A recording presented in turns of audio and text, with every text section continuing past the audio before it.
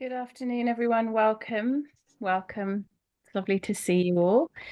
We're going to start with meditation this afternoon. So just get yourself organized and oriented to begin with meditation.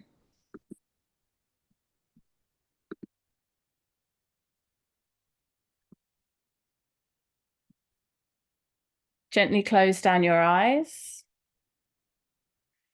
Take a couple of deeper breaths.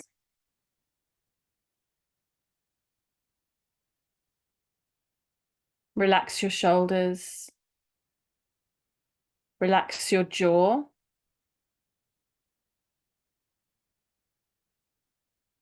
Relax through the pelvic floor and into the womb space.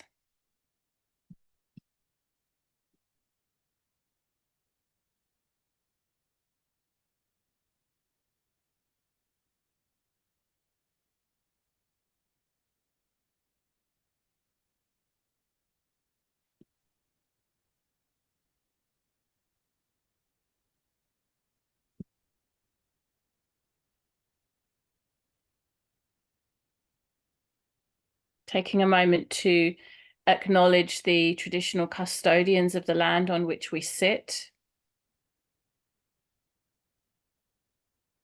to acknowledge all the teachers that come before us,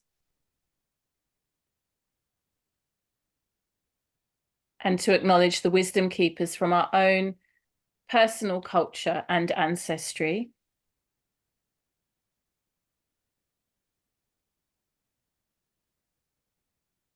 And as we begin our practice and orient into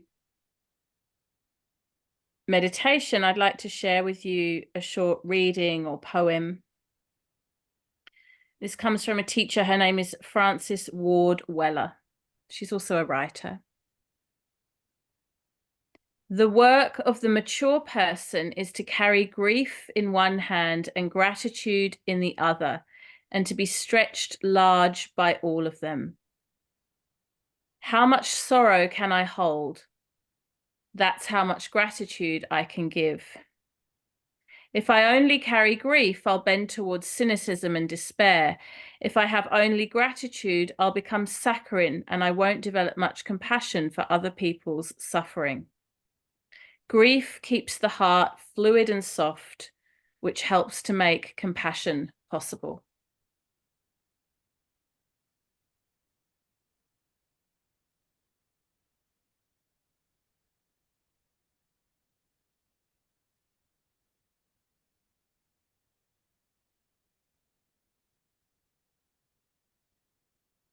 So as we sit in meditation now, we're sitting in the dance between joy and sorrow, between our innate goodness and our innate struggles and challenges.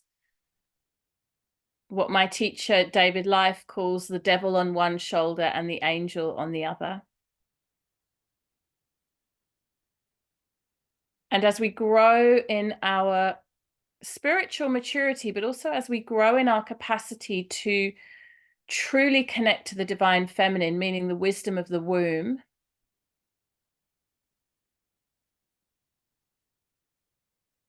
we also grow in our capacity to hold space for polarity, to hold space for both the light and the shadow. Last week, we focused somewhat on our shadows and our challenges. This week, we'll be speaking more about what it is that we want to call in: the light, the abundance, the manifestation. But always it's this dance between the two. And we hold space for both by anchoring into energy of the heart center and energy of the womb. This crystal pathway that we spoke of last session on Wednesday, connecting the earth to the infinite, connecting the womb to the heart, to the crown. connecting our hardship and our challenges and our struggles with our joy and our gratitude and our potential. Holding space for it all. And also in this polarity dance, we hold space for that which we can control and that which we can't.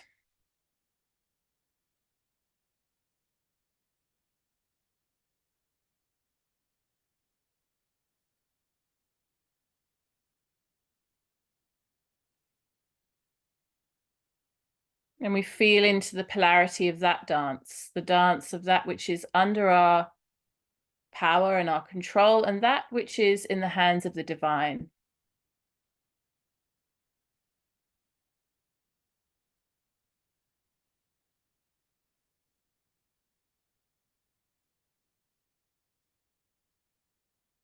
And as we move into this space for creation, for intention setting, for manifestation, which is so potent at the end of the year, let's also offer blessing for completion.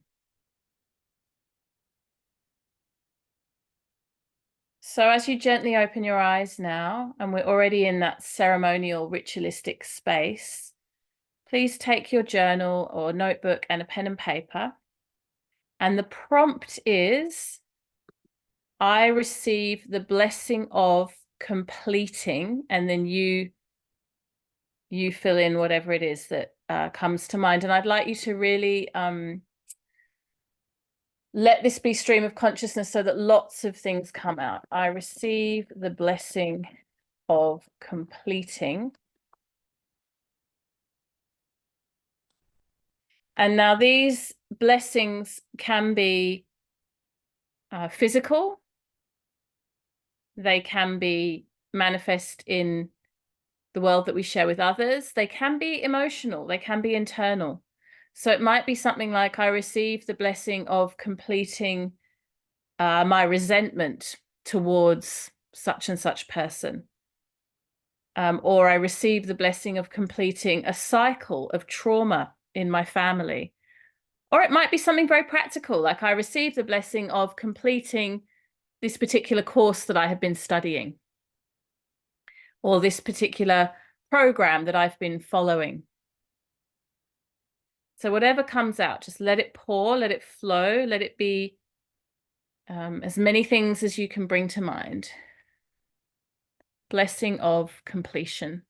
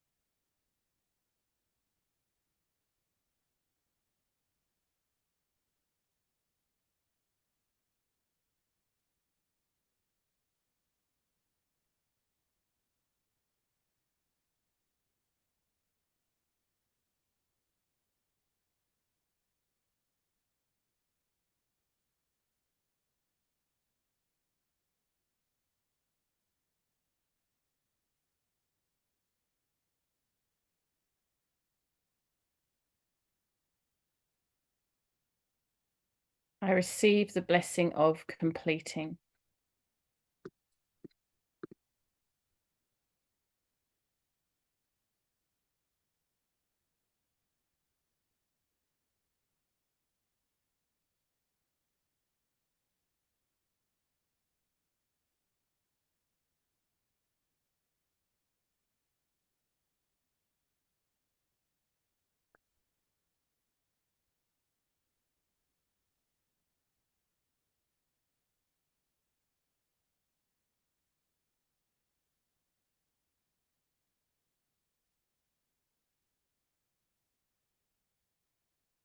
And the next prompt is another completion related prompt.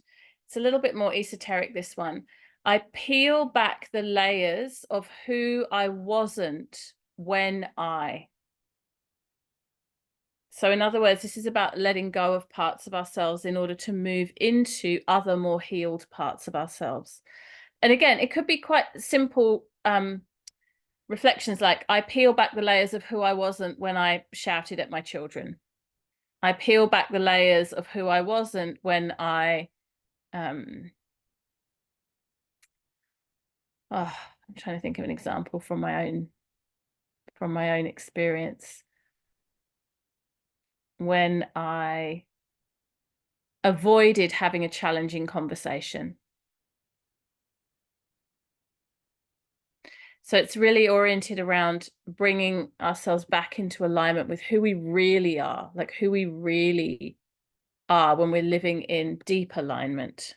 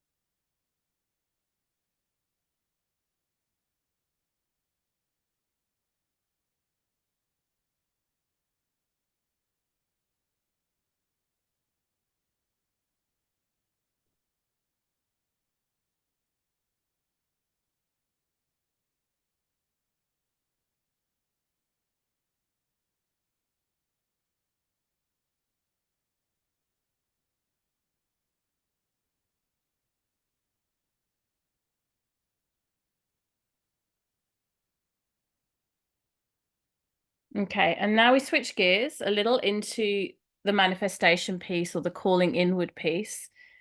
The first prompt is, what are you calling in? So you might want to think about the next year, the coming year. What is it for 2024 that you want to call in? Again, could be energetic, could be emotional.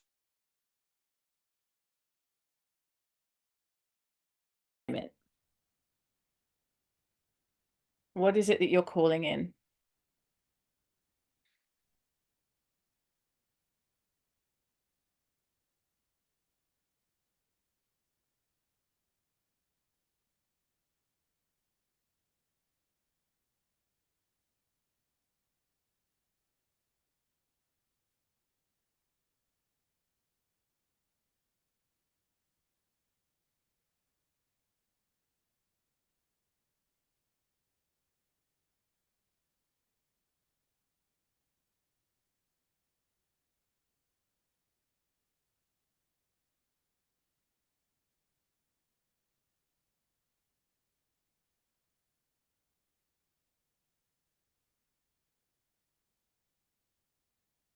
And then you can frame those desires with the prompt, I receive the blessing of beginning. I receive the blessing of beginning, and then fill in the blank. Just as we receive the blessing of completion, we also can receive the blessing of embarking on something new.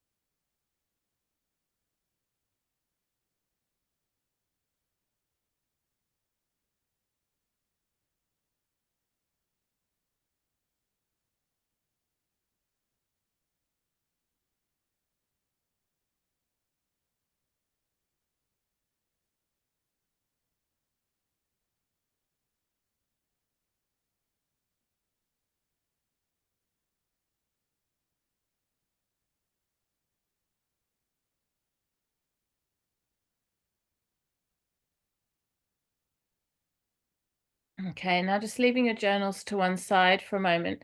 Once again, placing one hand on the heart space and one hand on the womb. Closing down the eyes. And this is a repetition. We're repeating what you remember of what you've just written, but the writing process is one way of anchoring into the mind. And now we take the embodiment piece, anchoring into the body. So silently, internally now in your mind's eye, inhale, I receive the blessing of completing. Exhale, name whatever it is you're completing. Feeling it in heart and womb. Inhale, I receive the blessing of completing. Exhale, name the thing. Inhale, I receive the blessing of completing.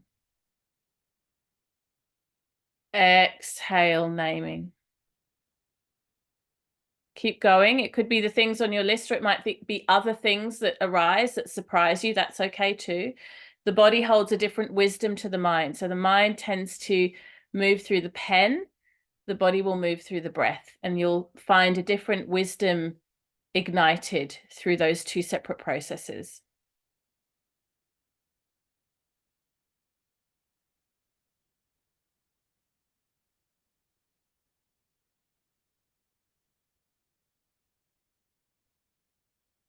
One more. I receive the blessing of completing on the inhale, and exhale, name it.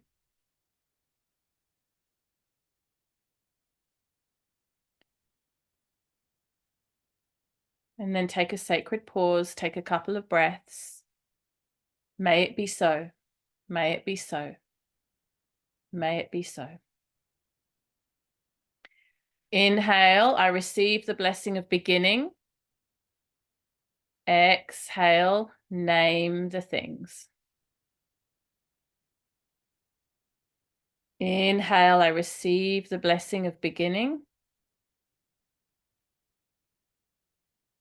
Exhale, name it.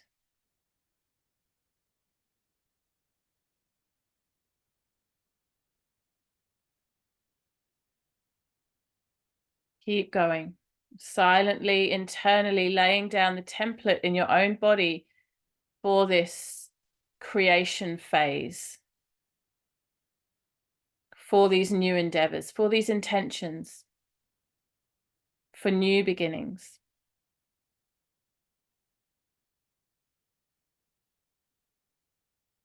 And the breath reminds us in each moment that the code for a new beginning is available at any moment. In any singular breath, we can start again. In any singular breath, we can start again.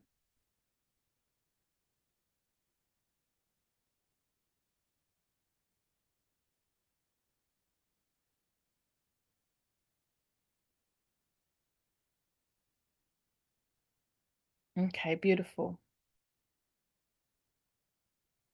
Release the hands. Just take a couple of deep breaths in sacred pause.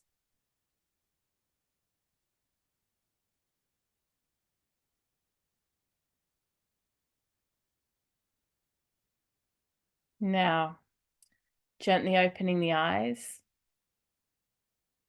And I want you to take a look at the list that you've created for what it is that you're calling in. And I'd love you to sort this list. So this is a very practical piece now, moving out of the energetic into pure practicality. Sort this list. You might want to have a little symbol for each thing. So let's say a love heart could be things that are completely in your control. And a star is things that you can't completely control. Okay, and I want you to code your list now of what it is you want to call in according to whether it's within your control or not. So I'll give you an example. Like I might say, in 2024, I want to rewrite my book, Yoga of Birth, which is one of my goals for 2024. So that's completely within my control. Whether or not I rewrite that book is just to do with my own level of discipline. It's to do with whether I do the thing I said I was going to do. That's within my control, clearly.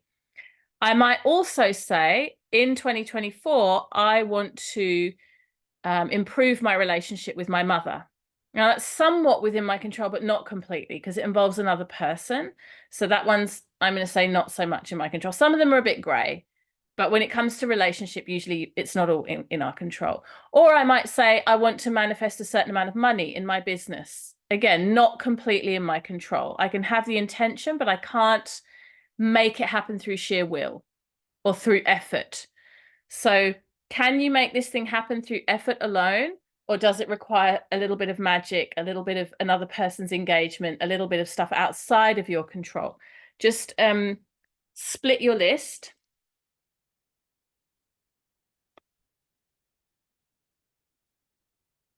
And then I'm really fascinated to hear just some numbers with no judgment, just out of interest. So write down for me in the chat, how many items did you have on your list? You don't need to say what they were. And then how many of them come into the category of they are under your control, and how many of them come into the category of it's dependent on a higher power or some magical energy, whether or not this thing manifests. So pop that in the chat for me so we can all see. Everyone looks very studious and diligent at the moment, like it's a deep assignment. So total number of I guess we could say goals or intentions or, new beginnings on your list. And then of that number, the division between what you can control and what you can't.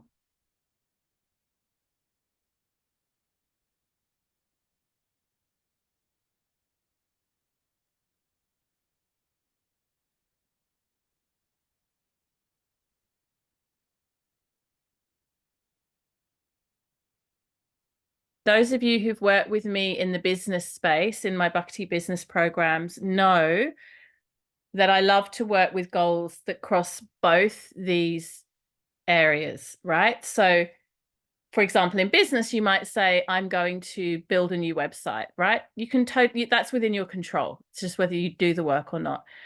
But then again, you might say, I want to get 100 people to view the landing page of my website. Again, that's not completely within your control. Beautiful. So Anya's got lots, but she counted 15, 13 of which are in her control and 2 which are not. Beautiful. Love it.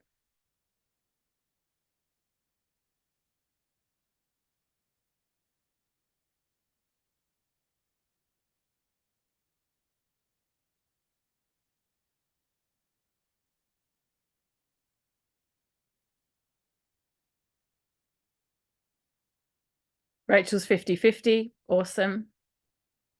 Erica's about 50-50 as well. Beautiful. Sarah. Sarah's got 9, 3 of which are in her control. Okay, so she's out of balance the other way to Anya. I'm not sure if Kay or Steph's driving, so she probably can't. But if you can contribute, Kay, pop yours into the chat. So my suggestion would be, and again, those of you in Bhakti business know this, you want to go for 50-50. That's the sweet spot, right? Half of it's magic and half of it's pure practical strategy and action. And when you get stuck and you start to feel like things aren't going in the direction that you want them to go in, regardless of whether it's in your business, your family, your personal life, your spiritual practice, whatever it is, you come back to the things that are in your control. If all of the things on your list are not things that you can control, then it leaves very little wiggle room for you to be an active participant in what it is that you want to manifest. On the other hand, if a lot of them are things that you can control, like Anya, for example, then there's less space for the magic, right?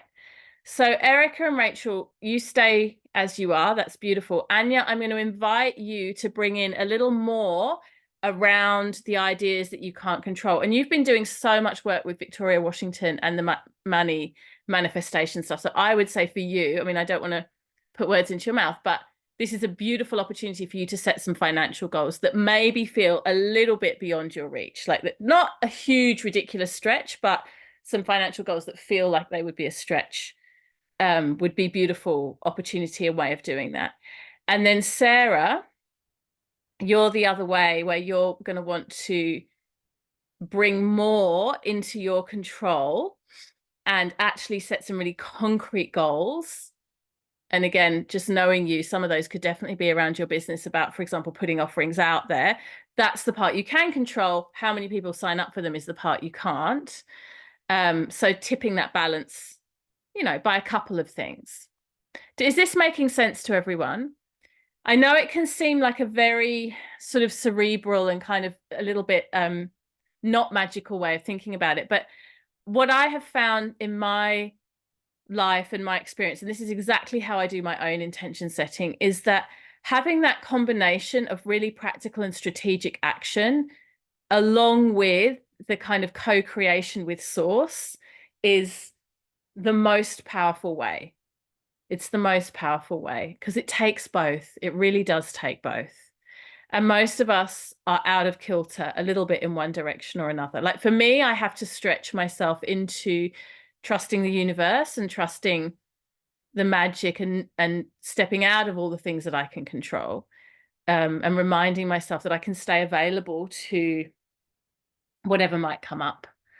And I also want to say something else about this whole idea of manifestation and sort of intention setting, which is around entitlement and privilege. And I think it's really important that we acknowledge this, that for us to even be in a position where we're able to think about what it is that we want to manifest and what it is that we want to set intention for in our life is an enormously privileged position, because there are so many people in the world who literally are just surviving. They're just able to feed themselves, able to feed their families, shelter, like the real basics.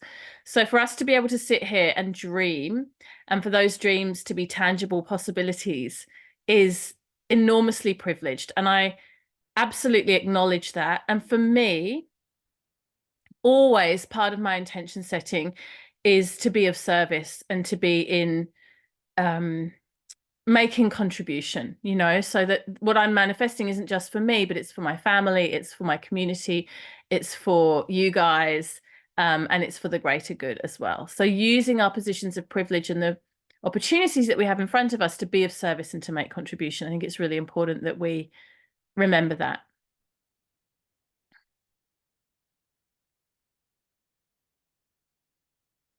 Okay. So I've got a little exercise that I want to recommend, or that will take a few minutes to do.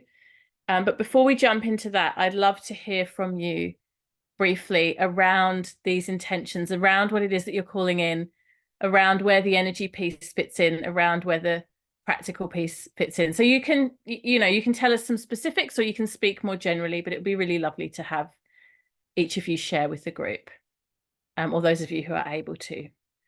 Who would like to jump in first? And you can also share anything that came up for you in doing this exercise, any realizations that you may have had. Sarah. Hi, everyone. What I was calling in, to be perfectly transparent, most of mine were energetic related, although hence there was only 3 because I'd put new clients, money, stability, but a lot of them were more, like disciplined action and rhythms, love, flow, peace, harmony in the family. Obviously a lot of that comes back to me. So I sort of view that as being what I can control, because it comes back to controlling me. And I feel that really is where I'm at. Just all my discussions this week, everything is just literally around all of this. So it just blows me away that, in this portal that we're in with you, Katie, it's just so powerful, because it's happening every day, all of this. So, but then I just quickly, I guess what occurs for me, I know exactly what I can and can't control. And so I'd probably put to say I've actually got more things I can control. It's just the thing that keeps coming through for me is creating that space, which comes back to those disciplined actions and rhythms within myself to focus on those things I can control, versus the things that are actually keeping me in this cycle of losing control and feeling like I don't have space. So yeah, that I don't know, it's just nice to visit it over and over again. I find it really yeah, I don't know, so much is happening this week. Like I feel there's a lot of energy downloads happening. Like my head, I've got blocked ears. I'm just feeling in this big opening. There's a big opening, and yeah, I'm walking through it. I just had a visual of myself. I'm just walking through it. So I don't know, but then I've had so much on as well. So much in the physical realm that's just been, I'm dancing with that. Oh my God, am I avoiding? Am I not meditating because I'm, avoiding stuff, or is it just because I am so freaking busy? It is a really Oh, busy it's not time of really, year. yeah. With your intentions, the ones that you sort of reference then are very, very broad, big vision ones. And what I Yes. would Yeah. invite you to do is Break bring them down. those down Yeah. to smaller, practical, more Yeah. easy to analyze whether you've been successful or not. So, for Yeah. example, it might be rather than more peace and harmony in my home, which of course is Yeah. a beautiful goal, it Yeah. might be something like uh, a beautiful bedtime routine that Mhm. only takes half an hour each Yeah. day, like Yeah. really tangible and practical. And then you can kind of go, yes, yes, yes, I achieved that, and no, I didn't.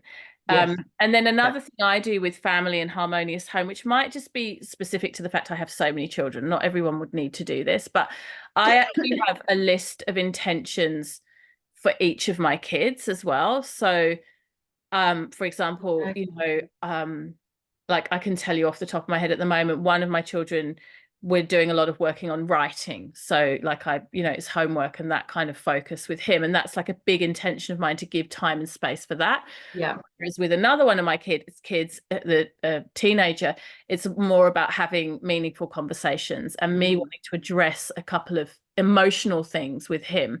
And Mhm. it's not that I then go, oh, okay, today's the day that I'm going to address this particular conversation with this particular child. It's just I Yeah. have that list because I'm holding it really clearly in mind. And Yeah. then you know how the magic of this works. It Yeah. creates that energetic portal through which the time will happen. Yeah. Yeah. And then you can kind of tick it off the list. It sounds very, as I'm saying it now, it sounds a bit clinical. And Yeah. again, it No, I might know just what you be because mean I though. do have such a big family, but I even do it with my partner. There might be certain things I want to talk to him about, or certain issues, or practical, logistical things. And I'll just keep in mind that those conversations need to happen, Yeah. um, but wait for the moment that it's the right moment for that conversation rather than Yeah. just kind of like Yeah. railroading him or leaving it completely not spoken about because Yeah. life is busy and we're all tired and it's easy to put these things to the side. Yeah. So No, I sort of almost feel absolutely. like that intention can be like a very like that list is like a very practical set of intentions within Yeah. the relationship. Yes, exactly. Yeah.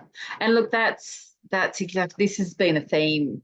It's just taking that action. And that's another one on my list is action in terms of even this, just creating the intentions, because I get lost in, I can visualize and I feel into it how I want it to be. And then I just get lost in Yeah.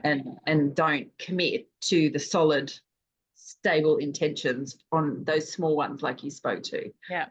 You're And a then bigger picture thinker, and that's what makes you really good at yeah, your work because you see big, messy organizations and you see them very clearly and you find a lot of clarity.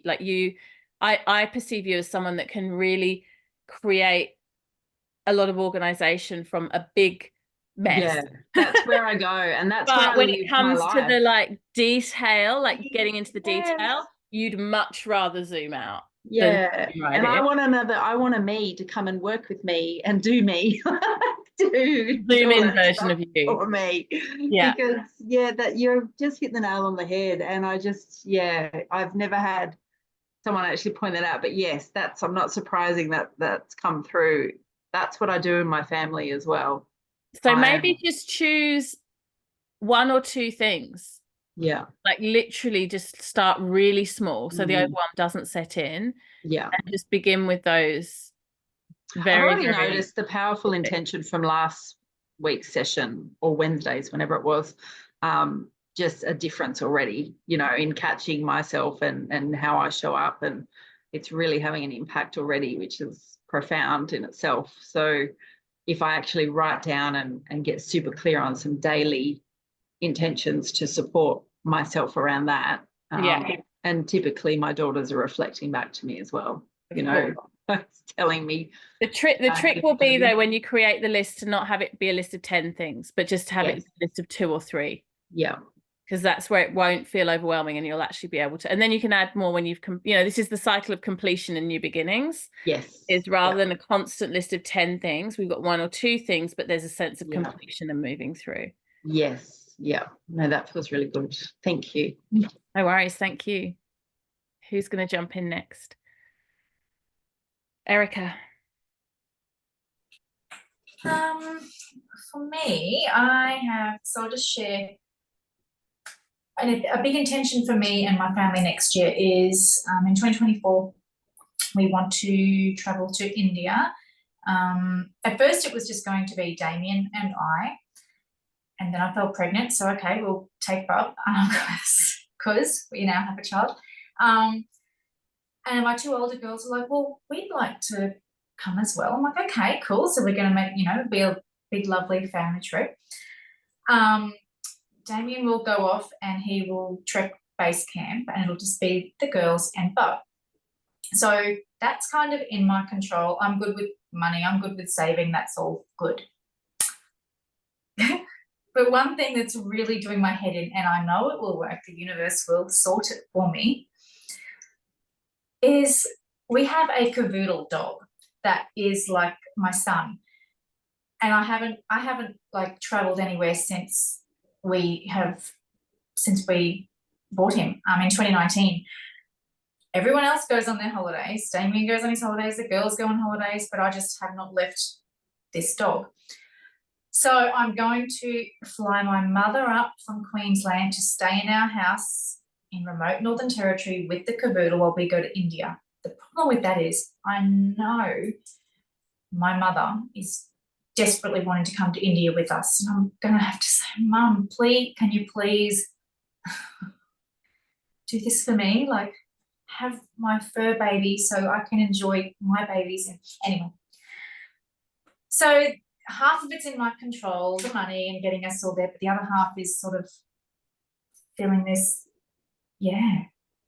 with my mum, this bit of tension, So there's that. It's just swirling around me, having a phone call with mum saying, when you visit us in September, could you stay a few weeks with the dog? So there's that. And things that are in my control, since falling pregnant, my great eating habits just sort of went out the window, and they've rolled into my breastfeeding now. So if I have to wake up midnight and give Bodhi a feed, I'll grab 2 red jelly beans, shove them in my mouth just to wake up. Whereas it's just as easy to grab a couple of grapes. I know they're there too. This is what I'm saying. I'm always half prepped.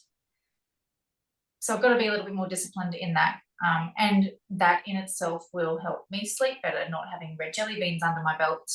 So just a few little tweaks that are in my control that I'll do next year. And then there's that one big thing happening to get us to India. To get us to India is just, And I love the fact that it's sort of like one big picture situation, and then there's all these moving parts, and some of them you can control and some of them you can't, because there's so many situations in our lives that are like that. Whether it's family, business, whatever it is that you're pulling into manifestation, there are often elements that we can organize, and then other bits that just really are within our control. And I think that's where that's where this magic of holding energy in the womb space actually really translates. Like, just holding an very, very clear template for an intention in your body container as a woman for an outcome that you desire that's for the highest good. You know, it's so powerful. I mean, I can give you an example in my own life. We're going away on Wednesday. We've rented a house on the South Coast. All of my boys are coming, and my partner and the baby, and my 2 elder boys are bringing friends as well. So it's like a lot of kids. And, you know, it's a big investment. We've rented a big house, buy lots of food, blah, blah, blah. It's just a little short holiday for all of us together. And I don't want to call it anxiety because that's a strong word, but I have a lot of energy around, will the boys be bickering the whole time? Is everyone going to get along? It's all of us in a house together. Like, there's pressure for it to be fun. And, you know, whenever there's pressure for something to be fun, Yeah. that's always a lot. So I noticed that I have 2 pathways available to me within that. One pathway is anxiously talking to my partner about it a lot and kind of asking for him to reassure me that everyone's going to have a great time, which just makes him feel pressured as well. And then the whole thing kind of gets a bit tight and constricted. The other pathway is literally in meditative space, in my morning sadhana, in my spiritual practice, in my prayer practice, in my waking, in my falling asleep, holding clear intention that, first of all, everyone has a nice time and it's fun. But second of all, if they don't, I still have capacity to hold space for that, and that's okay. You know, so there's not that like tight control. There's like, well, I really want this India trip to happen. I'm really invested in it. You know, it's beautiful for all of us. And I really want a positive outcome for everyone. And if there are elements of all the moving parts that don't work out, well, that's okay too. And my nervous system is robust enough that I can still hold space for that. Yeah. So that's where the real potency of this meditative energetic work comes into play, because it allows us to go into our own bodies and literally use our bodies for magic and say, I can hold space for this. It's sort of what Sarah was talking about. You know, Sarah said, I know that I'm holding the space for the family dynamic, which a lot of people would argue back against that, even in a feminist way, and be like, well, everyone's responsible for themselves and you're not actually responsible for everybody's experience, and their shit's their shit and blah, blah, blah. But actually the real truth is that as women, in my expression, in my experience, as women, we are the space holders. Yeah. It's lovely to say, oh, everyone's responsible for themselves. Teach your children to be independent emotionally. You know, you're not responsible for your partner's mood, blah, blah, blah. But the truth is that we do actually do the job so often of holding space for our families, for our communities, for our friends. You know, this is what women in the feminine expression are actually hardwired to do. So for me, a lot of this energetic work is about capacity expansion. It's like, I can hold space for this and more and more and more. And I can manage it. I don't feel frazzled. I don't feel overwhelmed. I don't feel anxious. Does that make sense to you?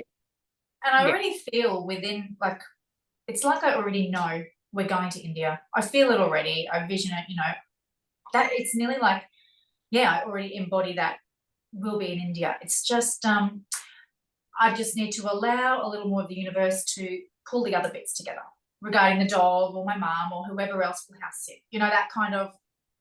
So I feel I just actually need to keep focusing and feeling into India, and the rest will happen over there. You know, if I keep focusing on a conversation with my mum, I'm losing the energy of India. I'm just sort of, who knows, I may not even have to have the conversation with mum. Someone else might come on in and house sit. And, many possibilities. Yeah. I love it. Thank you. Anya, Rachel, who wants to jump in? Anya. Hi there, Kelly. Hi, everybody. I was slowly getting my voice back after having lost it at the beginning of the week. I've kind of got 3 sections, but basically, I think my what I'm trying to bring in is I need to have more control myself over my business, and I think I've learned so much this year. It's been incredible, but one of the main things I've realized, and I haven't implemented even in the last couple of months when I know I should have done, is like terms and conditions and cancellation policies, that kind of thing. Because in the last few weeks, I have lost so much income from my business because they weren't in place. And energetically, I feel that I still had some way to go before I could do that. And I started a website at the beginning of our business course, and I was working merrily away, just, you know, putting the things in place. And then I stopped because I really felt like I had to embody everything that I was doing. And I needed it to really seep into me, to be able to truthfully write something that is going to be my business, and that I can honestly contribute to other people's lives, and therefore that will support me. But without any of that, you know, I've been floating around. I've been doing a bit here, a bit there. I've been earning a bit of money. I've been helping people, but nothing has kind of consolidated together. So for me, it would be setting boundaries in timeframes to actually get things done, I think. And then also looking at my self-care and my health from a more holistic perspective, and giving time to that, and bringing in my yoga practice, and knowing that my yoga practice doesn't have to be just on the mat. You know, it can be, you know, if I go to the beach and, you know, I'm looking at, you know, my breath work with the, you know, the ocean, I can sit by the ocean and do that, which is what I did this morning. And really kind of changing my perspective from being sort of like so narrow in how I've been thinking that I need to run this business. So yeah, I think that's it. Beautiful. That makes complete sense to me. One thing I'll just say about the sort of boundaries around terms and conditions and cancellations and all of that is it might be a helpful reframe to you to think about that as what you're actually doing is creating safety for your customers and your students. Like when they step into a space where what they're committing to is really clearly defined, it feels really safe. Whereas if it's a bit blurry or unclear, it feels blurry and unclear, you know? So just having that real clarity around, you know, things like if you pay for a pass up front, when does it expire? Or, you know, what pricing, or, you know, how often people come, or all that type of logistical, practical stuff. You create the clarity, people drop into feeling safe, even if they don't know that they didn't feel as safe before, right? Like they might not know that it feels a little bit loose, but yeah, it really serves them. I'll tell you something. I had a woman do the Bhakti business training with me in Krishna Village a few months ago when I ran it there as a retreat, and she runs a yoga studio, and she had a few different things going on with money. She's very generous woman. And one of the things that she would do is she felt awkward about charging money, full stop. Like it was just a whole awkward thing for her that she's kind of worked through a lot now. But what she would do when people came to the first class with her is she would often say to them, oh, don't worry about paying, you can pay next time. And in her head, that was like her being generous and being like, sort of like the first class is free, but it's not clearly stated as the first class is free. It's more like she just kind of does it as a nice gesture. But actually what we identified in the retreat by other women in the circle kind of feeding back to her is that leaves people feeling quite unsafe often because they feel indebted. They feel like, oh, I want to pay you. I feel awkward and weird now that I haven't paid you, and I feel obliged to come back next time because I haven't paid, and creates this whole cycle of confusion. And when she started just properly charging, having a system, you know, you can buy one class for X, 3 classes for Y, the expiry is Z. Everything just was cleaner from her side and cleaner for the experience of her students as well. So I mean, I know you've done a lot of work with Victoria, and one of the things I love so much about the way she runs her business is ultra clear. Like you're never left doubting or questioning, or like every question is answered. Everything is so clear. She dots the I's, she crosses the T's, and it creates such safety. So I'm learning from her in that regard. And yeah, I just thought I'd share that with you. Thank you. Thank you. That's no, it does make things a lot clearer. And I think I just I don't know. There's so much that comes around that. But yeah, I definitely get what you're saying, Katie. Beautiful. Thanks, lovely. Thank you. Rachel.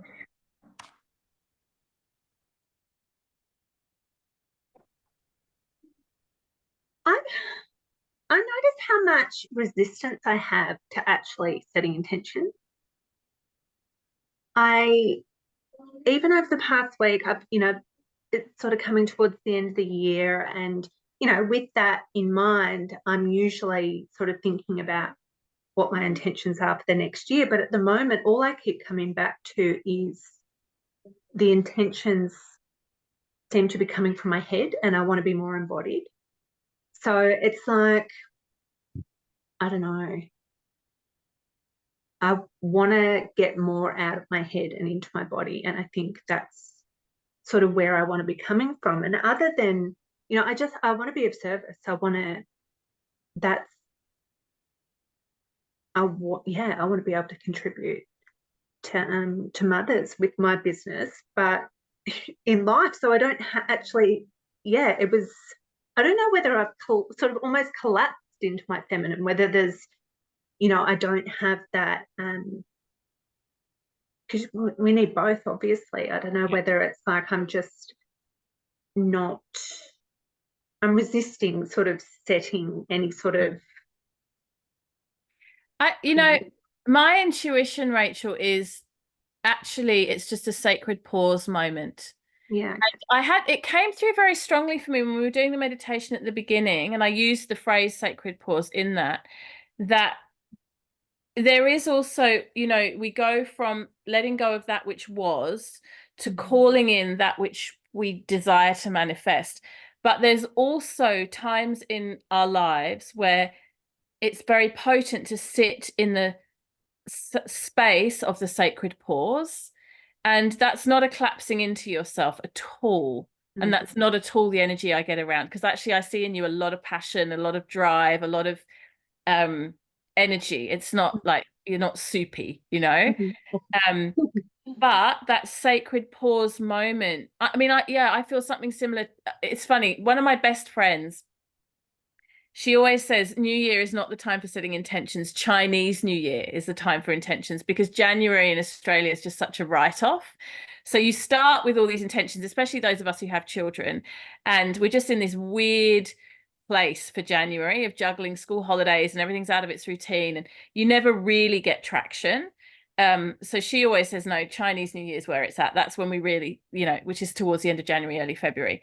So yeah, maybe just sit in the sacred pause, and that's okay. And the clarity and the energy and the momentum will come when it's meant to come, if you just keep that space available. Yeah, cool. Okay, that actually makes sense. Yeah. And it's a beautiful place to be, because very often we're in a place of striving. And what the sacred pause does is it takes us out of striving for a second and allows us to just dwell in being, which is lovely.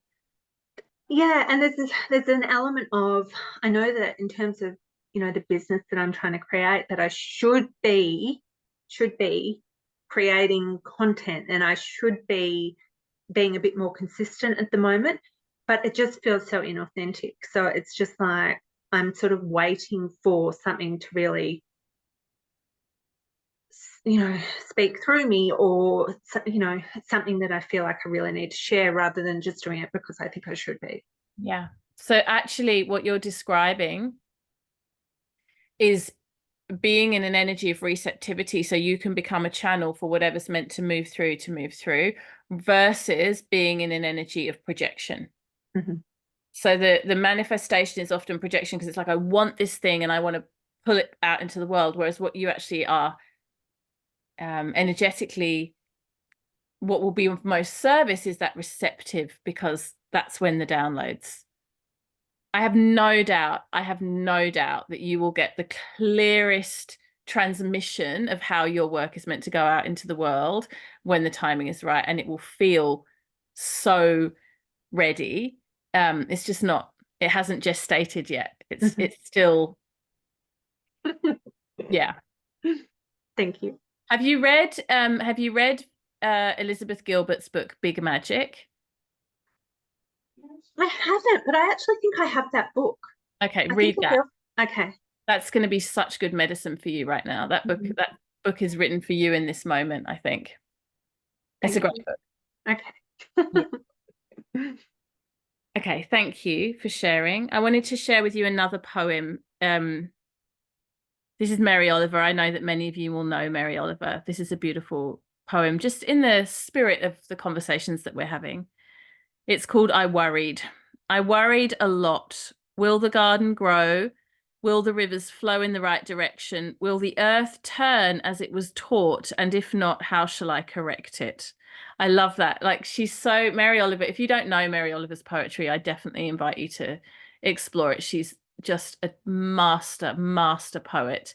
But will the earth turn as it was taught? And if not, how shall I correct it? I feel like only a woman could have written that. Like, the existential worry of literally will the earth keep spinning? And if it doesn't, obviously it's going to be my job to fix it, right?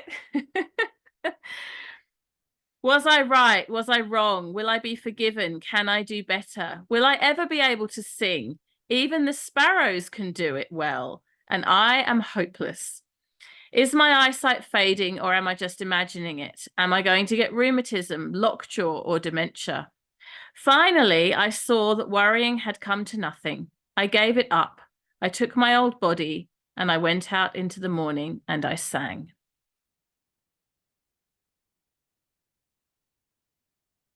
I love Mary Oliver. She's incredible. If you want to treat yourself to something special for Christmas, buy yourself a Mary Oliver poetry book. You won't regret it. Okay, we're going to take a half-hour transmission for the end of our session and the end of our portal time together.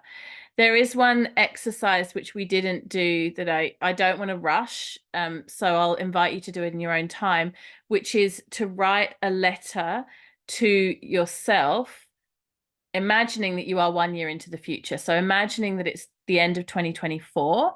This is a very powerful practice. I don't know if any of you have ever done this before, but I've found it really, really powerful in my own life. So you imagine it's the end of 2024 and you write yourself a letter in hindsight as if you had manifested all the things that you wanted to do. It's really very beautiful. So, you congratulate yourself and you speak about how magical the year was and how many beautiful surprises happened and how hard you worked and etc. etc. It can feel a little bit awkward and clumsy when you do it the first time, but I've been doing that as a practice for a few years now, and I find it to be very potent. And it's beautiful for manifesting specific goals, but I actually also find it really helpful with relationships. Like, again, I'll just give you a personal example. And this is something I wouldn't really share in a larger group. I'm sharing this with you as a closed small group. But when I first announced that I was pregnant with my little girl, my eldest son took it very badly. He just did not want another young sibling, and now he adores her. And actually, a beautiful full circle moment that I had recently was when he sent me a message on WhatsApp. We don't usually use WhatsApp, but he was somewhere where he didn't have phone signal, and he WhatsApped me a message, and his profile picture on WhatsApp was of his sister, my daughter. And I was like, oh my God, considering how much he was just like not into the idea of her, it was so beautiful that he had fallen in love with her so much that him and her were his little WhatsApp profile. But anyway, when that first happened, we went through a very tough time in our relationship. He had a new stepfather. It was lockdown. Now another baby was coming. He was also coming towards the end of, his sort of puberty, I guess you could say, like emerging into manhood, like et cetera, et cetera. And our relationship was just not easy. And at that time, I wrote a lot of letters to him that I never sent. He's never seen them, and I don't think he ever will. But written in the future, looking back, that as if we had healed the relationship, right? And there were moments where I really felt like we're never going to reconnect. We've always been very close. And I really felt such a strong divide. And those letters were so helpful for me to write, but also when I look back on them now, it really is where we're at. Like, we really have come through. And sometimes when you're in something, it's so difficult to see. When you're in a divide with someone, even it could just be an argument with your partner or with, you know, one of your parents or something like that. When you write in the context of time has passed and we have healed, something energetic happens that shifts the trajectory of what's going to happen. So I have a very, you know, lived experience of that. And I wanted to share that with you as a practice. If we'd had a bit more time today, we would have taken time to write those letters in real time. But if you feel called to that as a practice, you could try it for yourself. And you might want to focus on particularly things you want to manifest in terms of your business or your work, but also shifts that you would like to see in your relationship, you know, that don't necessarily feel real now, but you could imagine could feel very different in a year's time. So with that said, I'll invite you to come to lying down or resting, coming into some kind of relaxation, receptive mode. Stay sitting if that feels more like you'll stay awake. So just a couple of minutes to get yourself organized. You can leave your camera on if you want, but you can also turn it off if you just want to be able to completely kind of zone out and relax.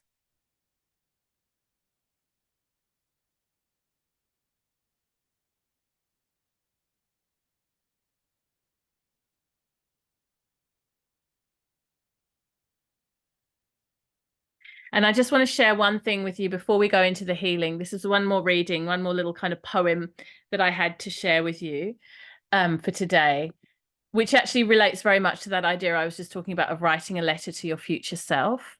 This comes from a writer, what's her name? Danny Cree. She says this: I'll tell you what my friend Ellie told me 5 years ago. She said, when someone asks, what do you want? And you say, I don't know, don't be surprised when you don't get anything.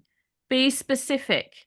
You want a car? What kind of car? Year, make, model, let's hear it. Be super specific about what you want. Write it down and stick it in your bra. It will come. I love that invitation to just be very, very granular and specific and clear. So Steph, welcome. I can see that you're just joining us. We're just about to go into guided meditation, healing, visualization. So if you want to come into your yoga nidra or meditation stance, please go ahead. Just taking a moment.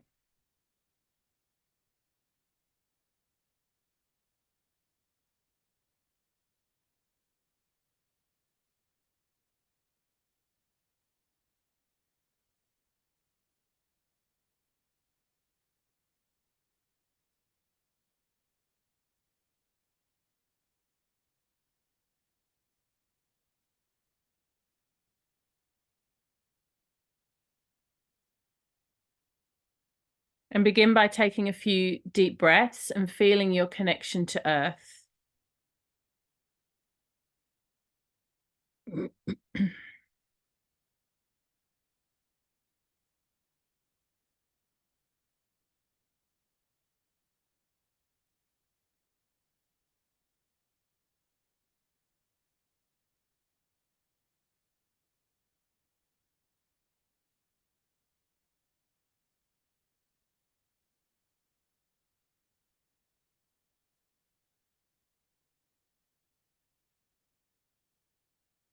Allow the whole body to feel grounded so that you're really receiving the transmission of the frequency of the earth herself.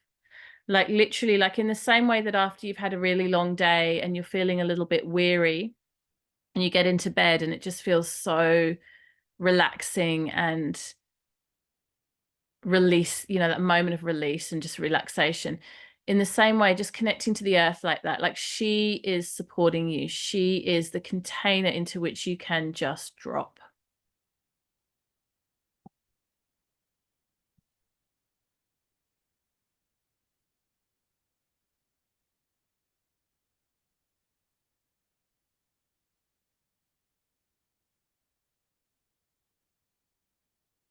The muscles become soft and heavy. The bones release into the softened muscles.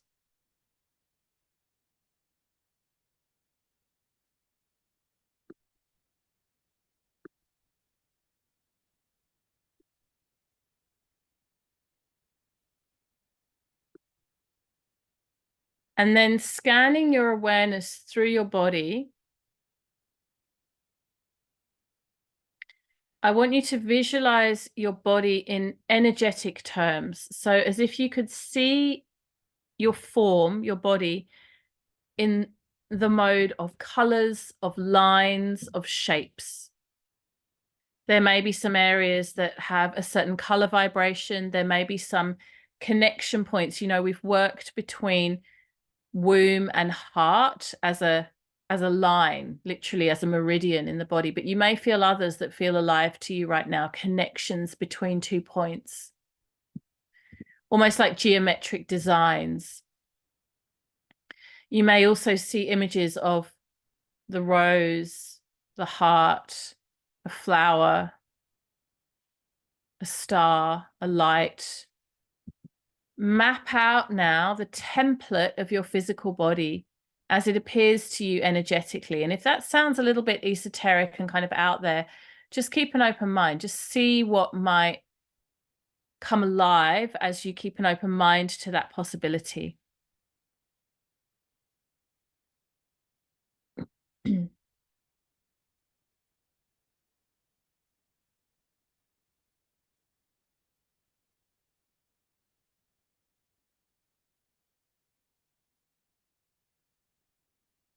Just taking a few more breaths to feel into this templating or mapping of the body as an energetic portal. I'm doing so with a very expanded, open mind.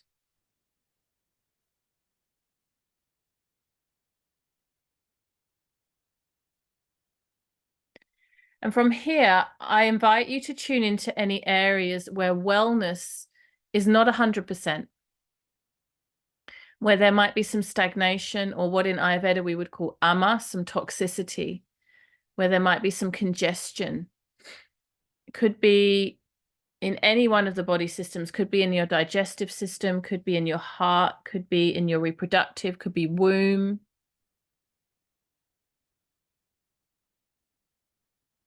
Could be brain fog, tightening or constriction,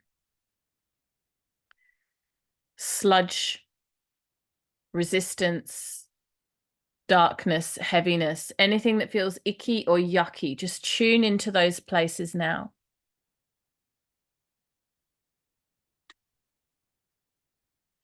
And then having done so, breathe white light into that ama, into that toxicity, into that stagnation. Means of healing yourself via the breath and via the image of light. If there is stickiness or heaviness in your womb, visualize your womb as illuminated with bright white light. If the heart is holding sadness or loneliness or distrust, visualize the healing with bright white light.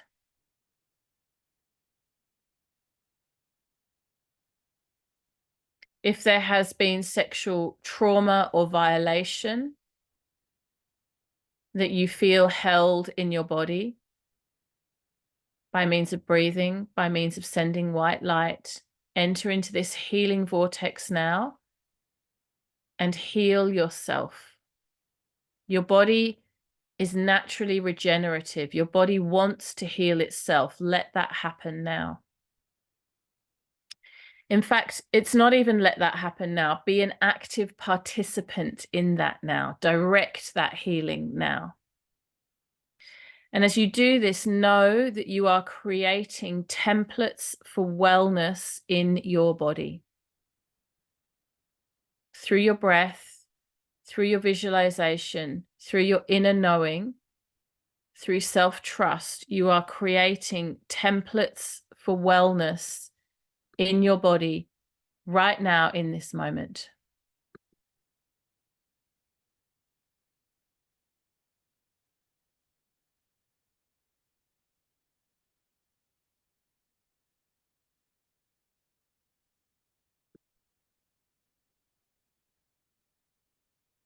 You can heal yourself.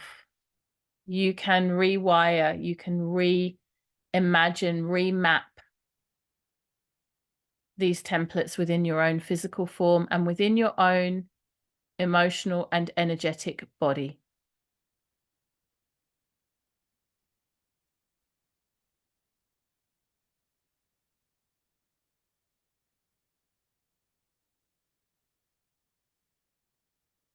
This is part of our innate and original knowing as women.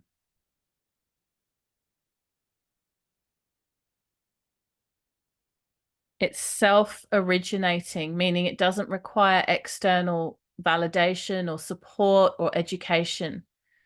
This is our own self-originating, inner, innate, original knowing. Tapping into that now. It's very much within your reach. We've been preparing for this over the last 3 weeks together. And this is a practice that you can come back to time and time again. Don't think of it as elusive or special or only available to some. It's imminently available to you at all times.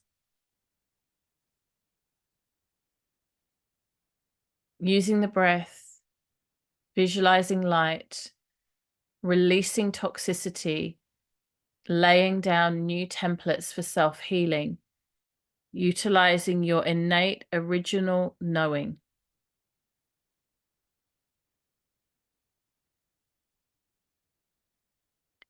And in this feminine softening, remember also the codes of active devotion and bravery. So this is not a passive practice. We are not just receiving here, although we are receptive. We are in the womb energy. We are in the feminine energy, but it's not just a code of only receiving.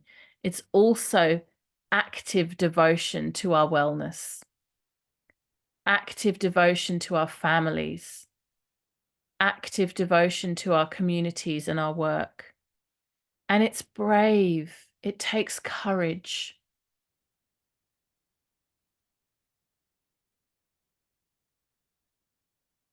We are reawakening and remembering practices and templates that have been really eroded by the patriarchy, that have been lost.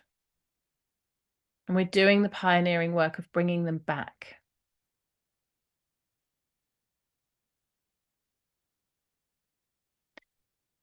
I did a beautiful interview this week with a woman called Heather Bridge, who has been a great teacher to me, actually. She's a wonderful, wonderful teacher of this women's wisdom work. And she used a phrase that I want to share with you now. She said, "The womb is a time capsule for our lost wisdom."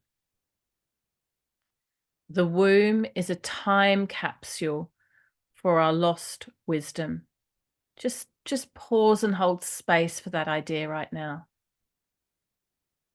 That within the energetic realm of your yoni, of your womb space, of your innate divine feminine knowledge, are the codes needed to heal not only you, but others around you. And that this wisdom can be reawakened.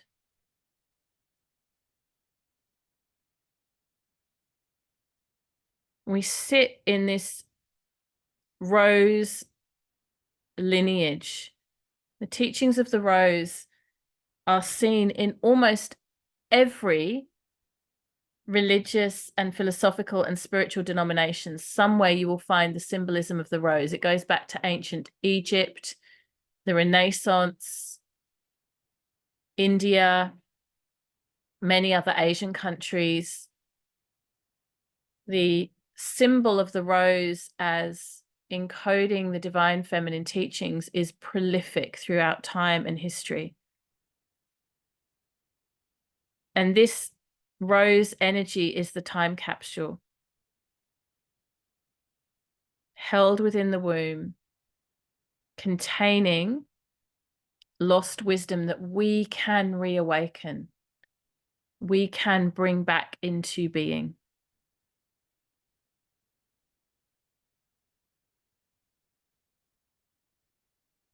Whatever visions now you are having, whatever colors, imagery, story, energetic experience you are having right now, accept these visions as truth.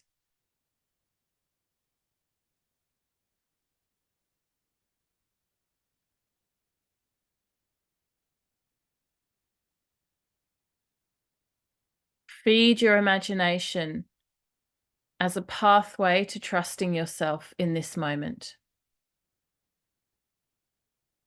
Allow the freedom of expansive thinking as a pathway to trusting the inner wisdom encoded within the womb in this moment.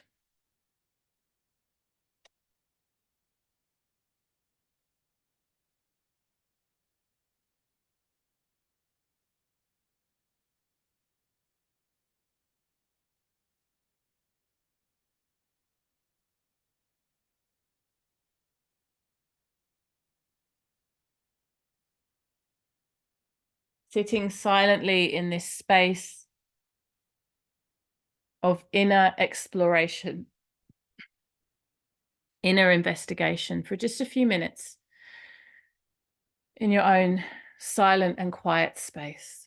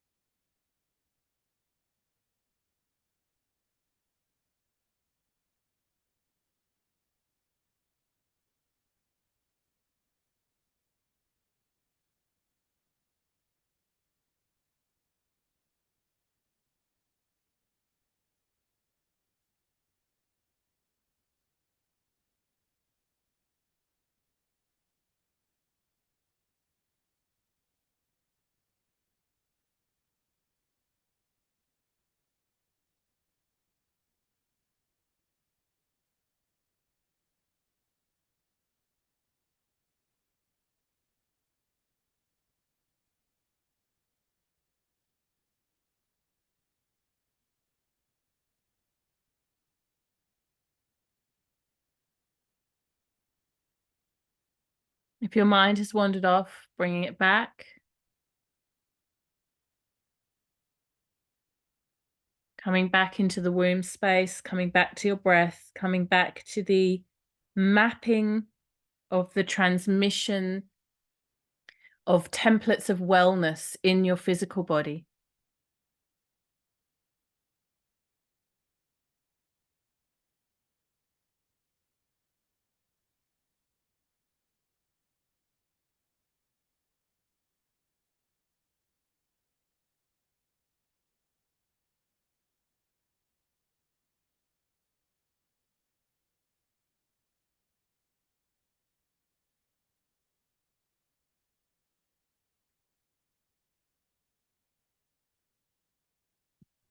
And now allow this mapping process to drop away. Allow any effort or any specific guided intention or visualization to drop away. Just sit in quiet stillness or rest in quiet stillness. Allowing yourself to be in the primordial void, And no matter what position you're in, whether you're sitting or lying down, turn your palms to face up now. And let this turning up of the palms be a gesture of receiving, a gesture of surrender, receptivity, receiving, releasing. Swaha, handing it all over to God, to infinite divine wisdom, handing it over.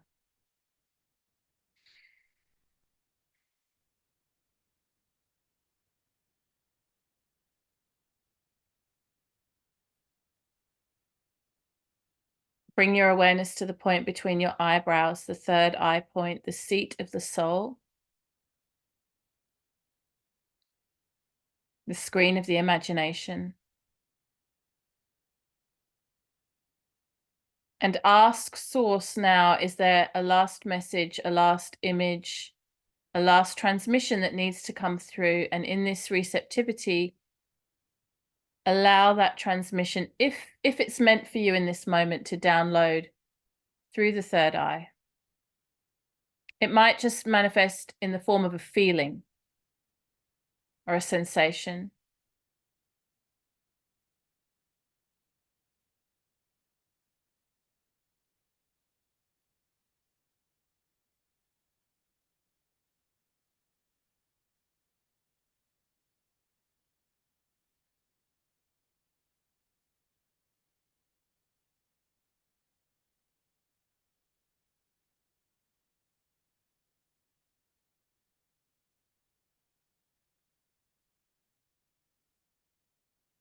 Place the palms of the hands to the heart, palms facing inward. Loka samasta sukhino bhavantu. May all beings everywhere be happy and free. May the thoughts, the words, and the actions of my own life contribute in some way to that happiness and to that freedom for all. And if you're lying down, slowly roll over onto one side.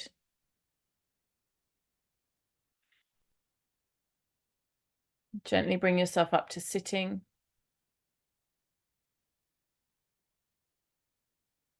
If you wish to rejoin us with your camera on, that's very welcomed.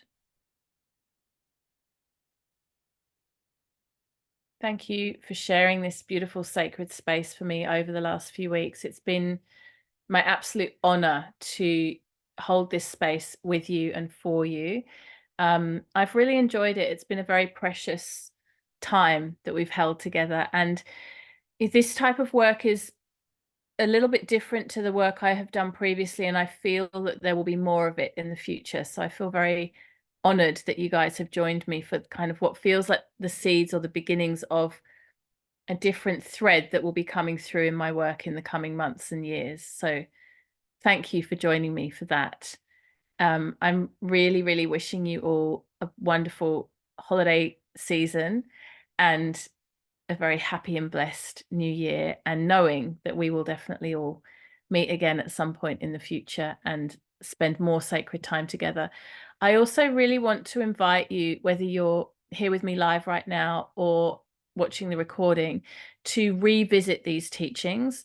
The recordings in the portal and the bonus materials, and there are quite a few. I've put some podcasts, I've put a workbook, I've put some recordings of different transmissions, including Heather Bridge, who I just mentioned in that guided process then, who spoke about reawakening the wisdom of the womb. There's a teaching from her about healing the mother line within the portal. So if you have any challenges around your mother line, that would be a wonderful one to listen to. And I've created this whole portal, this whole transmission with the intention that you come back and listen again, that this work deepens and deepens the more you do it. It's not like just a one-off kind of experience. So if you have time and energy, and also, quite frankly, honestly, if you're like not wanting to spend lots of money, I know that a lot of people at the moment are struggling a little bit financially. That's feedback I'm getting, hearing a lot. And, you know, you've got this work you can come back to when you want to get a little reboost, you want to get a little more connection to divine feminine. You don't need to sign up for another program with me or with anyone else. It's here for you and it will remain live. So come back to it. And yeah, let yourself drop into the teachings more than once, because they're really designed for that. They're designed for that repetition. Thank you so much, ladies. Keep in touch, keep well, and thank you. Thank you so much. Have a beautiful evening. Namaste.